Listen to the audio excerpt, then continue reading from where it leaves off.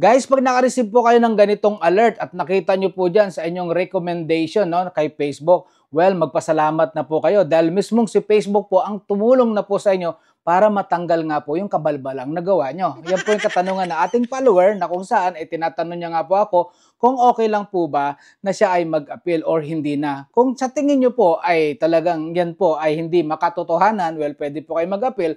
Pero kung kayo po ay huling-huli na sa akto, tumahimik na lang po kayo dahil yan po ay talagang napakabigat na violation dito kay Facebook. At pasalamat ka na dahil yan po ay tinanggal na po ni Facebook para sa'yo o hindi ka na nahirapan. At guys, ang paalala lang po na iwasan nyo po yung mga ganitong violation, yung mga sexual nudity na yan dahil yan po ay talagang napakabigat na violation dito kay Facebook. Ano po ba yung sample ng sexual nudity dito kay Facebook? Yan po yung pagpapakita natin ng mga kapiranggot na laman. Ang iba naman po, wala talaga pong kalaman-laman. Especially po, pag nahack po yung inyong account, nagpo-post po sila sa inyong story ng mga hubad na larawan. At syempre, nakakatulong din po dito yung mga caption po natin na nilalagay na may mga word po na regarding nga po sa sexual nudity. So yan po talaga isang labag po dito sa community standard ni Facebook. Kaya iwasan nyo po yan, parang sa totoong buhay din po. Wag na wag po kayo maglalaro ng apoy, lalo kung involved po yung kapitbahay. Dahil pwede po kayong makasunog ng bahay ng may bahay. At masisira pa yon. O hindi po ba? So shoutout po dito sa ating followers na si Emirates Dadulo from Agusan del Sur. Wow, ang laki na narating ng page natin, no? Sana all. So don't forget guys to click that follow for more tutorials. See you tomorrow. Bye!